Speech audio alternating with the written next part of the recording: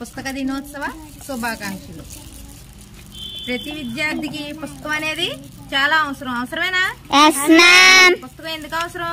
చదువుకోవడానికి, రాయడానికి కదా మనకు. ఓకే. అలాగే అక్టోబర్ 15వ తేదీన మనం విద్యార్థి దినోత్సవం కూడా జరుపుకుంటాం. అదేవిధంగా అక్టోబర్ 15వ తేదీన ఆదర్శవంతమైన ఒక వ్యక్తి పుట్టినరోజు కూడా మనం జరుపుకోవడం జరుగుతుంది. ఈ దేశంలో ఒక శత్రువు కానీ, ఒక విమర్శ కానీ, ఒక ఏమీ లేకుండా అజాత శత్రువు అయినటువంటి ఇప్పుడు ఒక మన దేశ అంతరిక్ష సంస్థ అయినటువంటి ఇస్రో సాధిస్తున్న విజయాలకు ఎన్నో పునాదులు వేసినటువంటి ఆ మహనీయుడి గురించి మనం ఈరోజు చెప్పుకుందాం. అదేనా ఎవరో కాదు, మన ఏపీజే అబ్దుల్ కలాం గారు.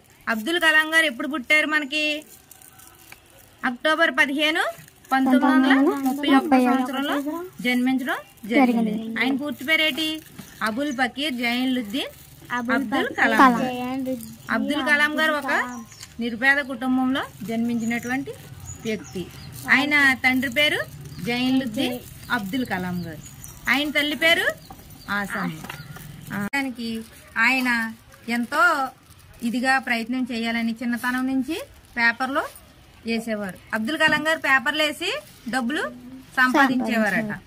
అయితే కొత్త విషయాలు నేర్చుకోవాలన్నది ఆయనకి ఆశగా ఉండేదంట. చిన్నతనంలో స్కూల్కి వెళ్ళిన టైంలో ఆయన ఉపాధ్యాయుడు ఒకసారి సముద్రం ఒడ్డుకి తీసుకుని వెళ్ళారంట. తీసుకుని వెళ్తే సముద్రం దగ్గర పక్షులు ఎగరడం చూసి ఆయన కూడా, మన అబ్దుల్ కలాం గారు కూడా పక్షిలా ఎగరాలనుకున్నారంట. పైలట్ కూడా అవ్వాలనుకున్నారంట. పైలట్ అవ్వాలనే తన చిన్ననాటి కోరికని ఆయన ఏదోలాగా పైలట్ అవ్వాలి. అప్పటి నుండి కలాం పక్షిలా ఎగరాలనుకున్నది దాన్ని ఆయన కొంచెం దృష్టిలో పెట్టుకుని, అయితే అక్కడ MITలో చేరాలంటే ఆయనకి 1000 రూపాయలు ఫీజు కట్టాలి. కానీ ఆయన తండ్రికి కట్టలేనప్పుడు కలాం గారు వాళ్ళ అక్క ఏం చేసిందంటే ఆవిడ గాజులు తాకట్టు పెట్టి ఫీజు కట్టింది. తను బాగా చదవాలన్నది, మంచి ఉన్నతమైన స్థానంలో చేరాలన్నది, తన కుటుంబ సభ్యులు పడుతున్న కష్టాన్ని, తన మీద వాళ్లకున్న నమ్మకాన్ని చూసి కలాం ఎంతగానో చలించిపోయాడు. చివరకు స్కాలర్షిప్ సహాయంతో MITలో ఏరోస్పేస్ ఇంజనీరింగ్ పూర్తి చేశాడు. ఏరోనాటిక్ ప్రవేశ పరీక్షల్లో 8 ఉద్యోగాలు ఉంటే తనకు 9వ స్థానం రావడంతో త్రుటిలో పైలట్ అయ్యే అవకాశాన్ని ఆయన కోల్పోయారనమాట. తర్వాత కొన్ని రోజులకి Indian national community for space రీసెర్చ్లో దీన్ని మాత్రం ఇస్రోగా పిలుస్తారనమాట.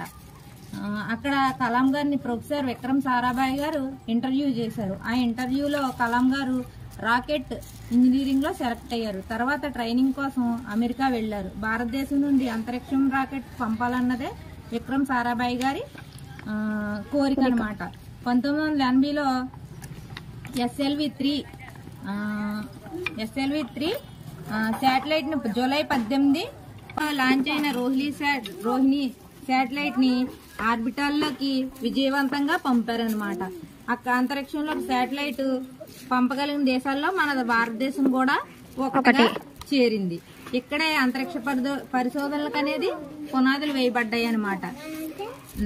అప్పుడు ఇందిరాగాంధీ గారు మన కలాం గారికి ఫోన్ చేసి అభినందనలు కూడా తెలపడం అనేది జరిగింది.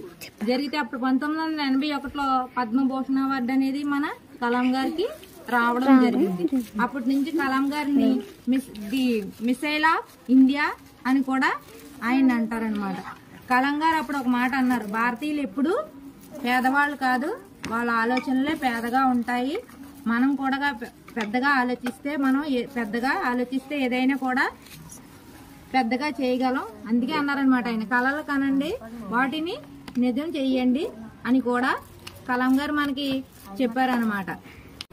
ప్రతి చరిత్రలో ఎక్కువగా ప్రజలను కలుసుకున్న రాష్ట్రపతిగా కూడా మన కలాం గారు పేరు పొందారనమాట. అందుకే ఈయన పీపుల్ ప్రెసిడెంట్ అని కూడా పిలుస్తారనమాట. గ్రామీణ ప్రాంతాలు అభివృద్ధి చెందడం కోసం కోలా అనే ట్రస్ట్ను కూడా ఆయన ఏర్పాటు చేసి ఆయనకు వచ్చిన ఆదాయాన్ని మొత్తం కూడా ఆ ట్రస్ట్ వారికే ఆయన అందించడం జరిగిందనమాట.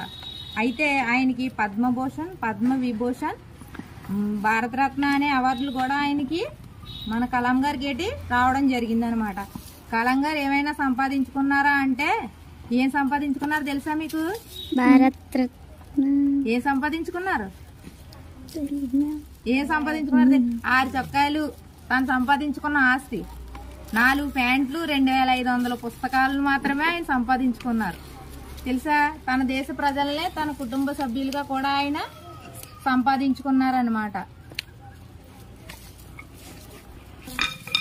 చివరిగా ఆయన కొన్ని పుస్తకాలు రాశారని చెప్పాను కదా, అందులో అయితే ఆయన జీవితం గురించి తెలిపేది వింగ్స్ ఆఫ్ ఫైర్ ఒకటి, మై జర్నీ ఒకటి, ఆయన జీవిత చరిత్ర గురించి రాశారనమాట. యువతకి స్ఫూర్తిదాయకంగా ఉండే కొన్ని పుస్తకాలు రాశారనమాట. అవి ఏంటంటే డిగ్నిటీ మైండ్స్ ఒకటి, ఇండియా 220 ఒకటి, ఇండో మెటబాల్ స్పిరిట్ ఒకటి రాశారనమాట. అయితే ఆయన షిల్లాంగ్లో జూలై 27, 2017లో ఒక ప్రసంగంలో ఉంటూ అనుకోకుండా ఏంటంటే గుండెపోటుతో ఆయన మరణించడం జరిగిందనమాట. మన కలాం గారు ఎప్పుడు మరణించారు? జూలై 27, 2017 ఆయన మరణించడం జరిగిందనమాట. ఇప్పుడు కలాం గారు ఏం చెప్పారు? కలలను కనండి. ఏపీజే అబ్దుల్ కలాం పేరులో ఉన్న ఏపీజే అనే పదానికి కొత్త అర్థం తెలుసుకుందాం. ఏ అంటే అనుకున్న లక్ష్యం, పి అంటే ప్రయత్నం చేస్తే, జే అంటే జయం సాధించవచ్చు. అంటే ఏపీజే అంటే అనుకున్న లక్ష్యం, ప్రయత్నం చేస్తే జయం సాధించవచ్చు. అందుకే విద్యార్థులారా, పెద్ద పెద్ద కలలు కనండి, వాటిని నిజం చేసుకోండి. మన ఏపీజే అబ్దుల్ కలాం గారి జీవితం ఎందరికో ఆదర్శం. Okay, thank you.